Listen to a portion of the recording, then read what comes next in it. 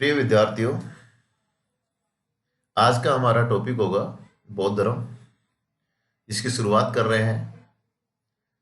और जो धार्मिक आंदोलन छठी शताब्दी ईस्वी पूर्व शुरू हुआ था, और ये जो धार्मिक आंदोलन था जैन धर्म और बौद्ध धर्म के रूप में, हम ये मानते हैं कि ब्राह्मणवाद की एक प्रतिक्रिया के रूप में भी हम इसको मान सकते हैं।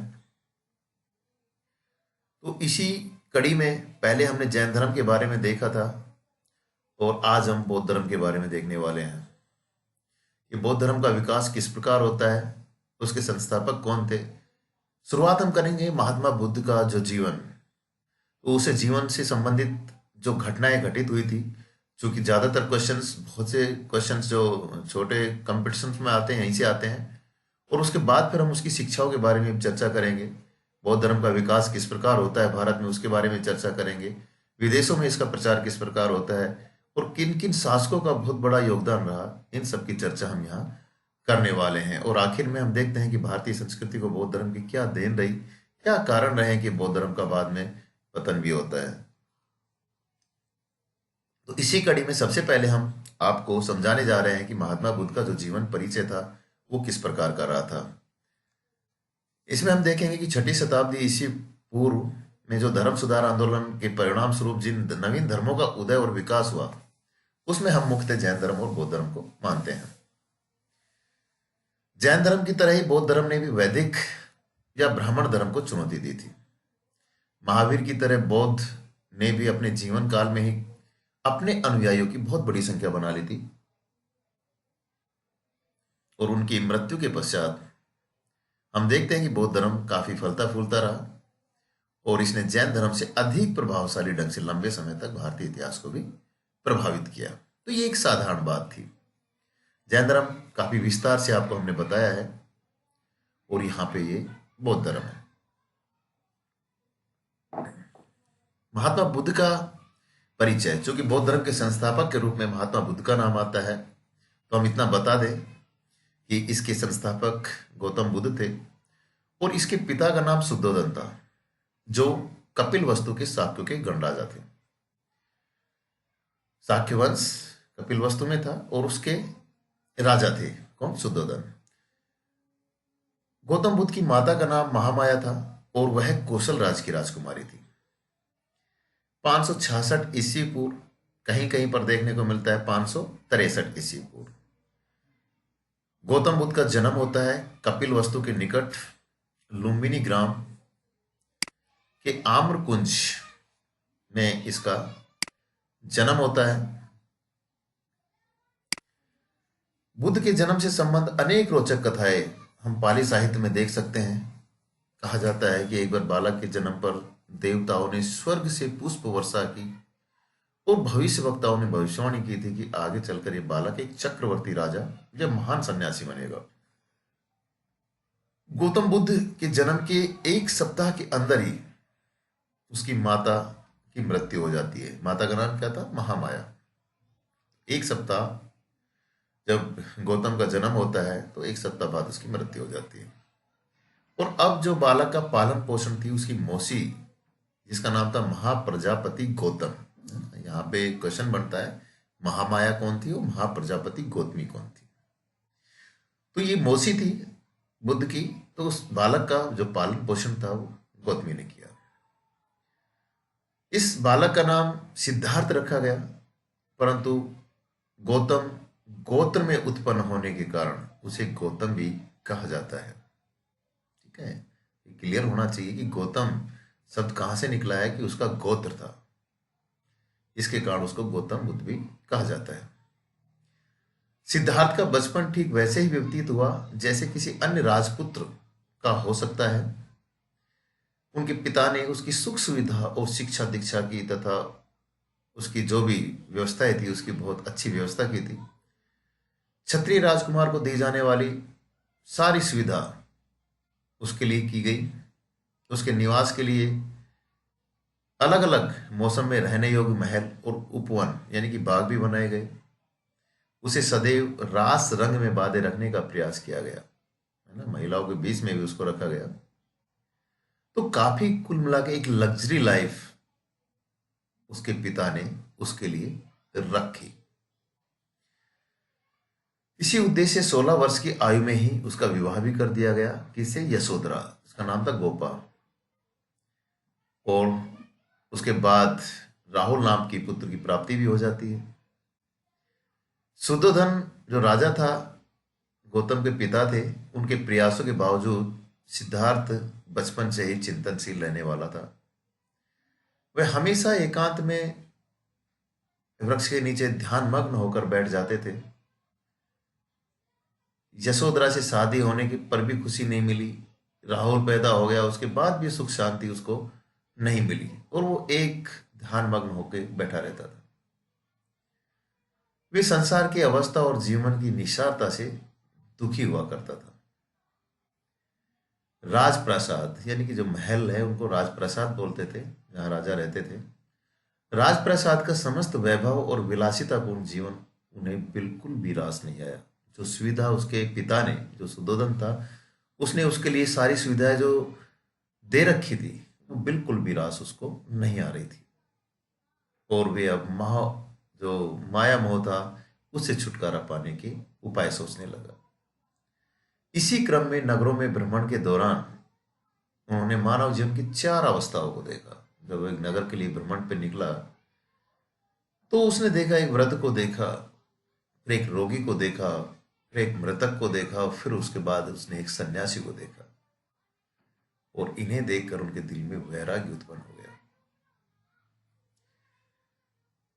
एक रात जब नृत्य संगीत के कार्यक्रम के पश्चात सभी व्यक्ति निद्रा निमग्न हो गए थे, यानी कि सो गए थे, तब गौतम की नींद एकदम से खुली।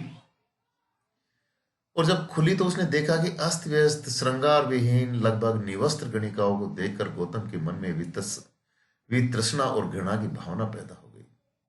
जब वो उठता है तो देखता है कि पूरा महल है, बड़ा अस्त व्यस्त है, और जो गणिका है वो सो रही है और सो रहे। उस समय उसका जो दृश्य था, कपड़े कुछ पहन रखे हैं, नहीं पहन रखे हैं, श्रृंगार अस्त व्यस्त हो गया है, तो वो सब चीजें जब देखता है तो उसके मन में घृणा की भावना पैदा हो जाती है।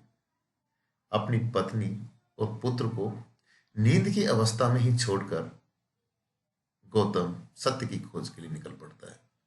इस समय उसकी आयु थी 29 वर्ष। गृह त्याग करने के पश्चात उन्होंने राजसी वेशभूषा भी त्याग दी। जैसे गृह त्याग करता है, और गृह त्याग की जो घटना है उसको इतिहास में किस नाम से पुकारा जाता है? महाभिनिष्क्रमण। और महाभिनिष्क्रमण के बाद वो अपनी राजसी वेशभूषा को भी त्याग देता है और सन्यासी के वेश में सत्य और ज्ञान की खोज के लिए वो निकल पड़ता है। कपिल वस्तु छोड़ देता है और वो सत्य की खोज के लिए जंगलों में निकल पड़ता है। उन्होंने तत्कालीन जो सुविख्यात आचार्य, जो आज के हम टीचर्स बोलते हैं, गुरुदेव बोलते हैं, आचार्यों वैशाली के आलार कलाम तथा राजगृह के रामपुत्र के आश्रमों में जाकर ज्ञान प्राप्त करने का भी प्रयास किया। तो शुरुआती दौर में उसने जो मुख्य जो आचार्य थे, चाहे वैशाली का आलार कलाम हो, बहुत पूछा गया है, और राजगृह का रामपुत्र थे, उनके आश्रम में जाकर ज्ञान प्राप्त करने का प्रयास भी किया, लेकिन फिर भी उसको संतोष नहीं मिलता है। उनकी ज्ञान पिपासा को कोई आचार्य शांत नहीं कर पाया। राजगृह से गौतम बुद्ध गया के निकट उरुवेला की सुरम्य वनस्थली में पहुंचे। वहां उन्होंने ब्राह्मण, कौंडिन्य और अन्य 4 उपासकों के साथ घोर तपस्या प्रारंभ कर दी। यानी कि अपने 4 जो साथी थे उनके साथ वे घोर तपस्या शुरुआत करता है। कहां से? उरुवेला से। कठिन साधना और अन्य जल के त्याग के चलते उसका पूरा शरीर सूख कर जर्जर हो जाता है, परंतु उन्हें मनोवांछित उपलब्धि फिर भी नहीं मिली।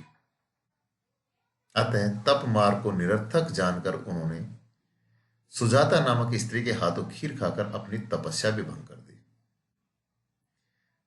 यानी कि पहले आचार्यों के पास जाता है, ज्ञान प्राप्त करने की कोशिश करता है, वहां भी संतोष नहीं मिलता है। उसके बाद उरुवेला की कुछ सुरम्य वनस्थली में जाता है अपने 4 उपासकों के साथ, 5 उपासकों के साथ।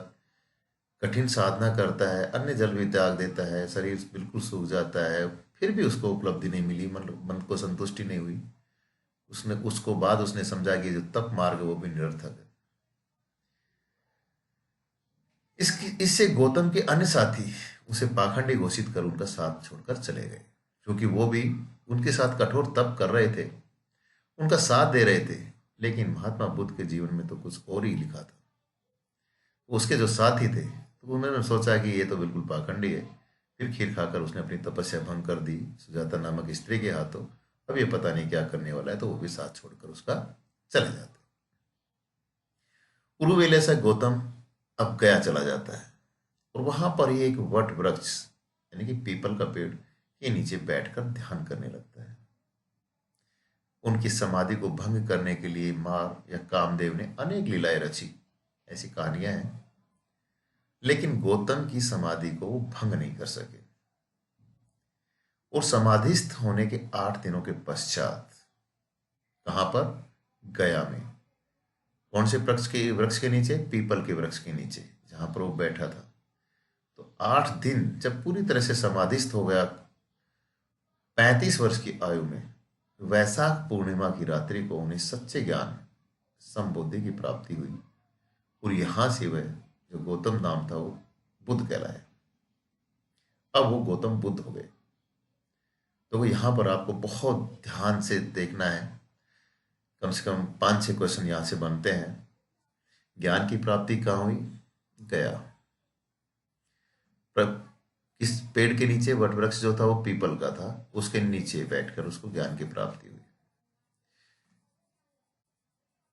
बैठने के कितने दिनों बाद? 8 दिनों के बाद। आयु क्या थी? 35 वर्ष की आयु थी।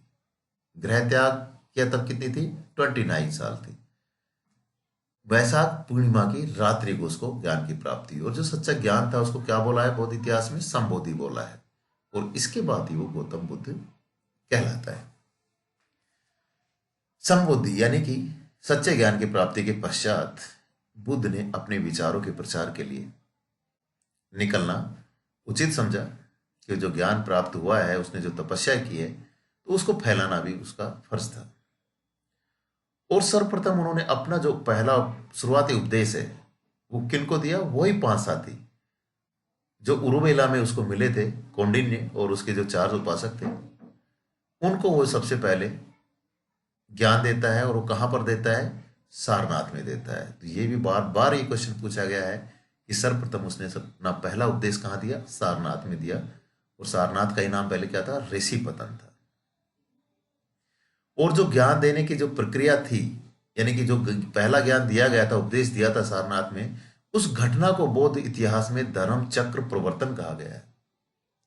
आप लोगों को ध्यान रखना है, जब ग्रह त्याग करता है तो उस घटना को बौद्ध इतिहास में महाविनिष्क्रमण कहा गया है। और जो पहला उपदेश वो ऋषिपतन या सारनाथ में देता है अपने 5 साथियों को, उस घटना को बौद्ध इतिहास में धर्म चक्र प्रवर्तन कहा गया है। और यहीं पर वह संघ की भी स्थापना करता है।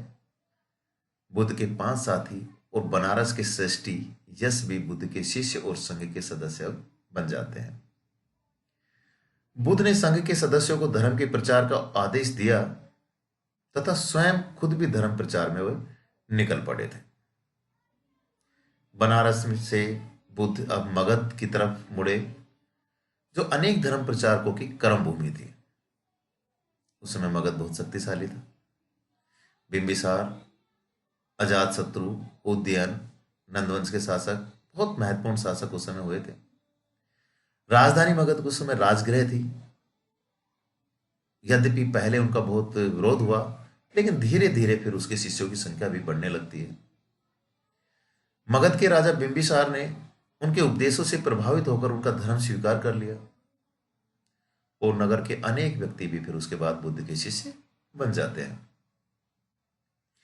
मगध के अतिरिक्त वैशाली, कौशल इत्यादि जगहों में भी घूम घूम कर बुद्ध ने अपने धर्म का प्रचार किया, और 40 वर्षों तक प्रतिदिन 20 से 30 किलोमीटर चलकर भ्रमण करते हुए सिर्फ बारिश के दिनों को वो छोड़ता था।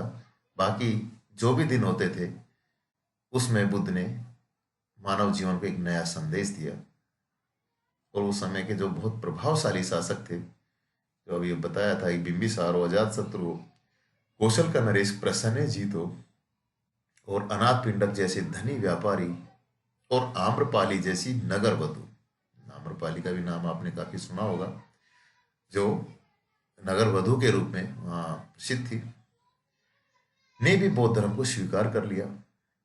राज परिवारों के अनेक सदस्यों, गणराजाओं और उनकी जनता ने बुद्ध का स्वागत किया और उनके विचारों को ग्रहण किया। तो बुद्ध के पिता कौन था? शुद्धोधन। उसकी मौसी महाप्रजापति कौन थी? गौतमी। उसकी पत्नी यशोधरा, और उसका पुत्र राहुल। इन सभी ने भी नया धर्म स्वीकार कर लिया। वैश्यों और व्यापारी वर्गों के अतिरिक्त आरंभिक अवस्था में अनेक ब्राह्मणों ने भी बुद्ध के विचारों को ग्रहण किया। जीवन के अंतिम काल में बौद्ध धर्म का प्रचार करते हुए कुशीनगर, है ना, कुशीनगर जो आज कस्या जिला देवरिया उत्तर प्रदेश में है, वहां पर वह पहुंचता है अंतिम समय में प्रचार करते हुए बौद्ध धर्म का। तो वहीं पर चुंद नामक एक सुनार के घर पर वह भोजन करता है, और भोजन करने के पश्चात ऐसा माना जाता है कि संभवतः उस समय भोजन में सुअर का मांस खाने से उसके उदर विकार पैदा हुआ, यानी कि पेट में कोई समस्या पैदा हुई, और वहीं पर वो 80 वर्ष की अवस्था में मृत्यु को प्राप्त हो जाता है। तो ये ध्यान रखना है, कुशीनगर, है ना, देवरिया उत्तर प्रदेश। तो यहां पर उसकी मृत्यु होती है, और बौद्ध इतिहास में उस मृत्यु की घटना को महापरिनिर्वाण कहा जाता है। समझ गए? तो ये शब्दावली आपको याद रखनी है। महाविनिष्क्रमण, धर्म चक्र प्रवर्तन, महापरिनिर्वाण, तीनों शब्दावली ध्यान होना चाहिए। एक में घर निकलता है, एक जगह सारनाथ में उपदेश मिलता है, और यहाँ पर मृत्यु होती है। तो अपने जीवन काल में बुद्ध ने बौद्ध धर्म को स्थायित्व प्रदान किया था। ऊंच नीच, स्त्री पुरुष सबके लिए संघ के द्वार खुले हुए थे। उसकी मृत्यु के पश्चात भी नए धर्म का निरंतर विकास होता गया था। तो बच्चों, ये था एक महात्मा बुद्ध का पूरा एक घटनाक्रम, जिनमें बार बार बहुत से क्वेश्चन यहां से पूछे जाते हैं। बहुत महत्वपूर्ण आपके लिए ये टॉपिक है, तो इसको आपको ध्यान रखना है। जो भी आपको बताया गया है, उसका जन्म कहाँ हुआ? कपिल वस्तु में हुआ। कब हुआ? 566 या 563 ईस्वी पूर्व हुआ। ग्राम का नाम भी पूछे तो लुम्बिनी ग्राम में हुआ था। उसकी जो बहुत सी घटनाएं हैं बुद्ध से जन्म से संबंधित, वो सब पाली साहित्य में यहाँ पे हम देख सकते हैं। बालक का नाम पहले क्या था? अगर पूछा जाए महात्मा बुद्ध का नाम क्या था जब शुरुआती दौर में था, बालक था तब, तो इसका नाम सिद्धार्थ था। इसकी माता का नाम पूछते हैं अगर कोई, तो महामाया। यहाँ भी आप बच्चे कंफ्यूज हो जाती है, क्योंकि जो महाप्रजापति गौतमी थी वो भी अल्टरनेट में आता है, लेकिन वो मौसी थी और उसने उसका पालन पोषण किया था। यशोधरा का नाम याद रखना। उसकी पत्नी का नाम था राहुल, उसके बेटे का नाम था। उसको जो ज्ञान की प्राप्ति होती है वो पीपल के वृक्ष के नीचे होती है, ये भी आपको याद रखना है। गृह त्याग की घटना जो महाविनिष्क्रमण है वो भी याद रखना है। और उसके जब आपने एक चीज पहले देखी है कि मानव जीवन की 4 अवस्थाओं को देखता है नगरों में भ्रमण के समय, तो ये भी एक आपको एक क्रम से याद रखना है कि सबसे पहले वो वृद्ध को देखता है, फिर वो रोगी को देखता है, फिर वो मृतक को देखता है, और फिर एक सन्यासी को देखता है। तो उसको सन्यासी का जीवन अच्छा लगा, है ना, और उसके बाद उसके मन में वैराग्य की भावना पैदा होती है। तो फिर उसके बाद ज्ञान की खोज में उसने काफी कुछ तपस्याएं की। 5 साथी मिले उसको उरुवेला में, उन्होंने उसके साथ कठोर तपस्या की, लेकिन वो बीच में छोड़कर चले गए। महात्मा जो गौतम है वो फिर चला जाता है गया, और वहां पर वो पीपल के नीचे बैठता है, और 7वें दिन उसको ज्ञान की प्राप्ति होती है, जिसको बौद्ध इतिहास में संबोधि कहा गया है। वो फिर उसको सारनाथ में पहला उपदेश देता है। राजधानी राजगृह, मगध की राजधानी राजगृह पहुंचता है, विरोध होता है, लेकिन फिर उसके शिष्यों की संख्या बढ़ती जाती है। बहुत महत्वपूर्ण शासक जो है वो बौद्ध धर्म ग्रहण कर लेते हैं, चाहे बिंबिसार, अजातशत्रु, प्रसेनजीत जो भी हैं, सभी बौद्ध धर्म ग्रहण करते हैं। और आखिर में वो कुशीनगर में महापरिनिर्वाण हो जाते हैं।